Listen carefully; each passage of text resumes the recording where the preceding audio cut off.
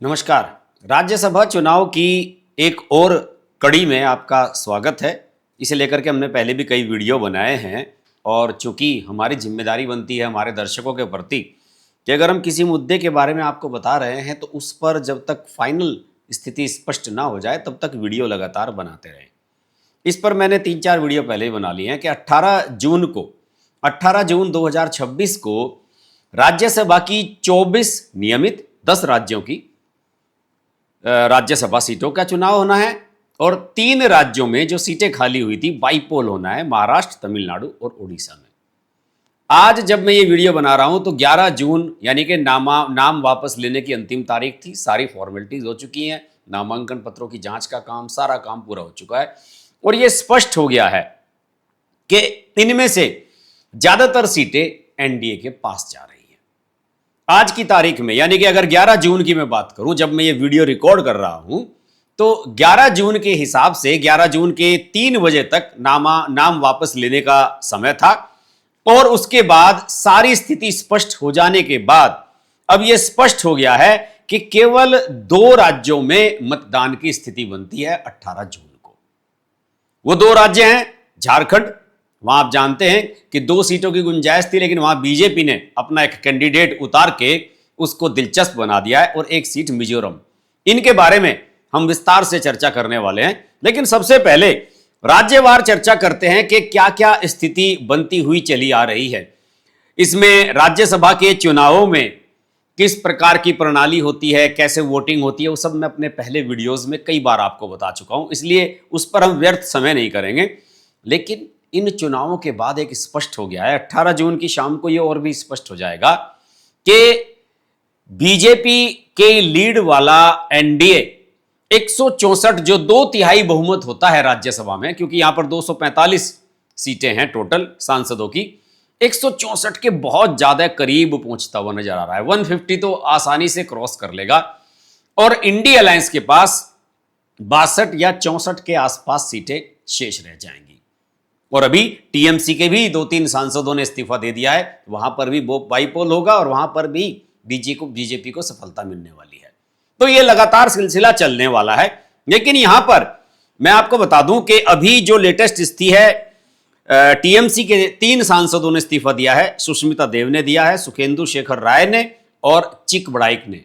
ये 3 राज्यसभा सांसद हैं इनके, इन लोगों ने इस्तीफा दे दिया। इनका उपचुनाव होगा, वो कब होगा अभी कहा नहीं जा सकता। लेकिन राज्यवार अगर स्थिति देखें, गुजरात पहला स्टेट जो बीजेपी के लीड वाला है, यहां पर राज्यसभा की 4 सीटें थी जिनके लिए चुनाव होना था और यहां पर मैं आपको बता दूं एक सीट जीतने के लिए 37 वोट्स की आवश्यकता थी और बीजेपी के पास 161 विधायक हैं, 161 विधायक हैं, तो चारों सीटें उसे जीतनी ही थी। इसलिए कांग्रेस ने अपना कोई उम्मीदवार उतारा ही नहीं।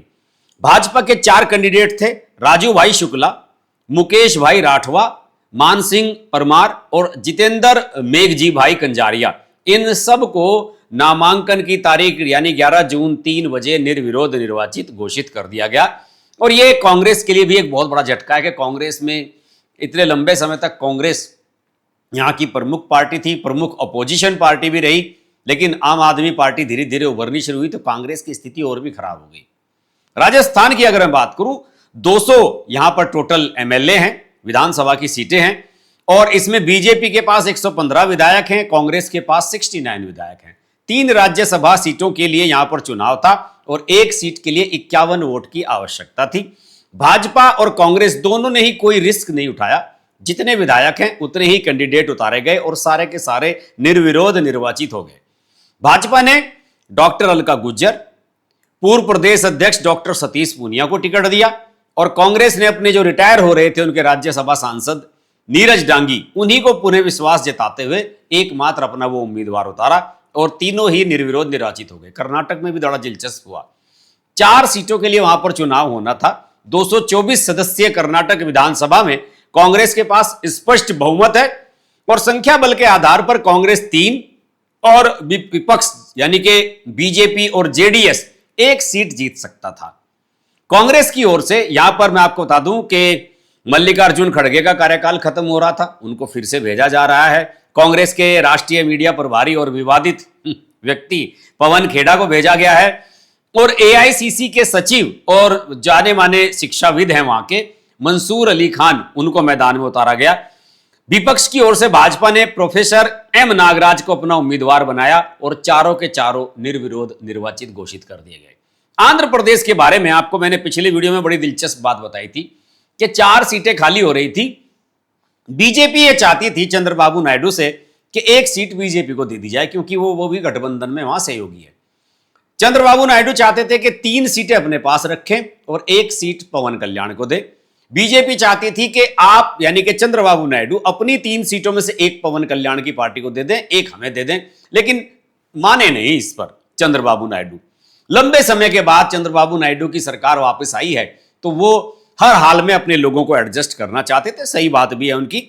और इस तरीके से चंद्रबाबू नायडू की टीडीपी ने 3 सीटों पर अपने कैंडिडेट डिक्लेयर किए।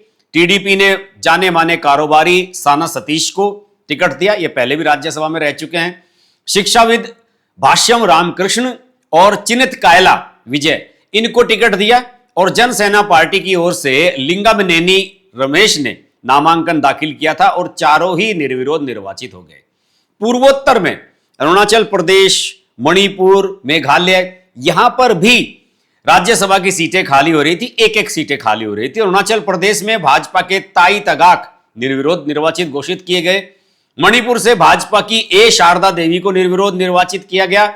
और मेघालय में 11 जून की नाम वापसी की समय सीमा दोपहर 3 बजे तक घोषित होने के साथ साथ यह घोषित कर दिया गया कि नेशनल पीपुल्स पार्टी यानी कि एनपीपी के उम्मीदवार जेम्स पी के संगमा निर्विरोध चुन लिए गए हैं। सबसे दिलचस्प जो घटनाक्रम हुआ आप सब जानते ही हैं, पिछला वीडियो जब मैं बनाया था उसी दिन वो घटनाक्रम हो गया था। मीनाक्षी नटराजन का जो पर्चा कैंसिल हुआ मध्य प्रदेश से। मध्य प्रदेश में आप सब जानते हैं कि 3 सीटों के लिए चुनाव होना था राज्यसभा का। 230 विधायक हैं मध्य प्रदेश में। बीजेपी के पास 163 163 है, कांग्रेस के पास 66 है। माना यह जा रहा था कि बीजेपी 2 सीटें जीत लेगी और कांग्रेस 1 सीट अपने गणित के हिसाब से ले लेगी। लेकिन 9 जून को जब पर्चों की जांच शुरू हुई तो रिटर्निंग ऑफिसर ने, बीजेपी ने आपत्ति डाली कि साहब जो मीनाक्षी नटराजन है उनके खिलाफ कोई तेलंगाना में मामला चल रहा है, उसका मेंशन उन्होंने अपने एफिडेविट में, शपथ पत्र में नहीं किया है। और इसके बाद उनका नामांकन खारिज कर दिया गया मीनाक्षी नटराजन का। इसे लेकर के कांग्रेसियों ने बड़ा बवाल किया, रात को पहुंच गए चुनाव आयोग के दफ्तर पर हंगामा करते हुए। जयराम रमेश, केसी वेणुगोपाल रात में वहीं सोए बिस्तर लगा करके, पूरा नाटक किया। सुप्रीम कोर्ट में भी गए, लेकिन 11 जून की 3 बजे तक चूंकि इस पर कुछ भी तय नहीं हुआ, ना सुप्रीम कोर्ट में सुनवाई हो सकी ना कुछ हुआ इस पे, तो अंत में 11 जून 3 बजे नामांकन वापसी की जो आखिरी तारीख थी, आखिरी समय थी, उस अवधि तक बीजेपी के ही 3 कैंडिडेट मैदान में रहे और इस तरीके से बीजेपी के ही तीनों कैंडिडेट्स को विजेता घोषित कर दिया गया। यह बड़ा दिलचस्प चुनाव हुआ दोस्तों।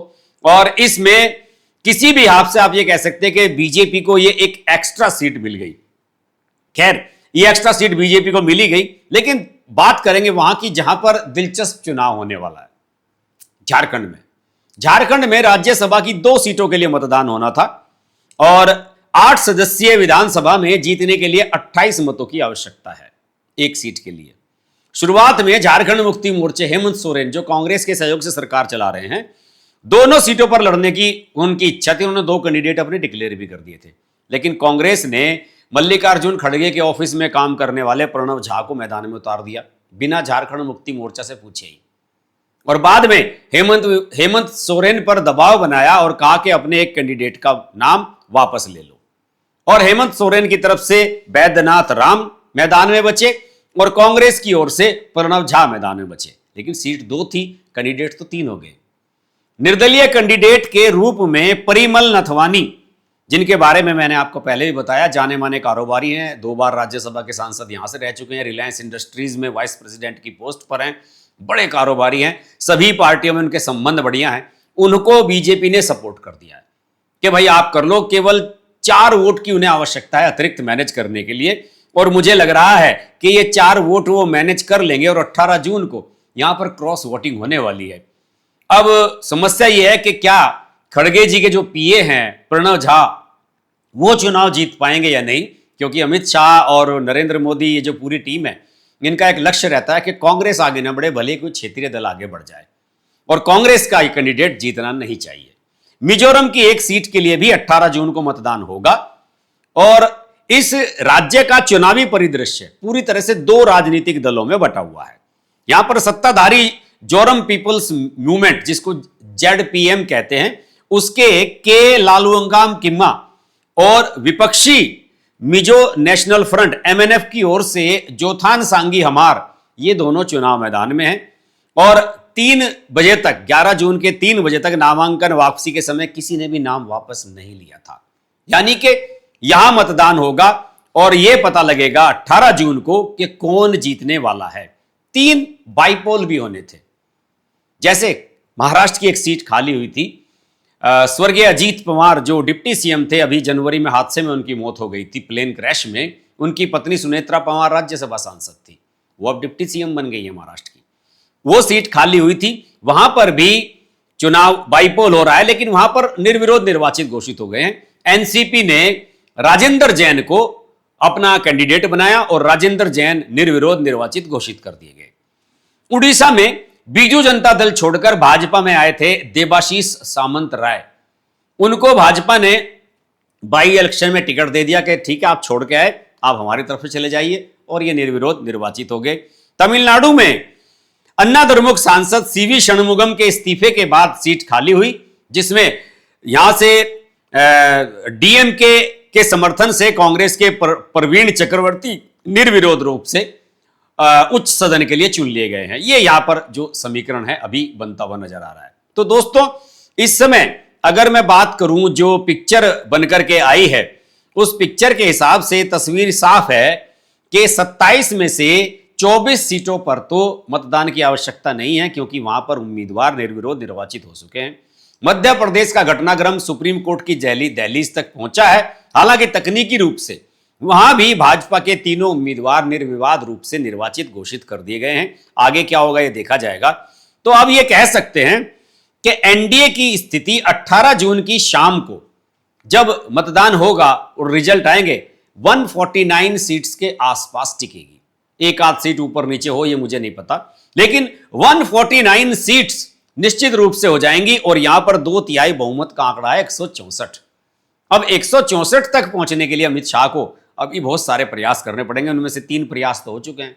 TMC के 3 सांसद आ रहे हैं, उन्हें राज्यसभा भेज दिया जाएगा, BJP के बन जाएंगे।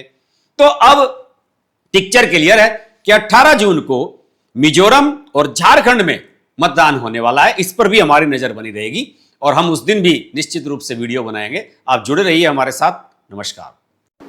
अगर आपको हमारी वीडियो पसंद आई तो वीडियो को लाइक करें, चैनल को सब्सक्राइब करें और नोटिफिकेशंस के लिए बेल आइकन को प्रेस करें।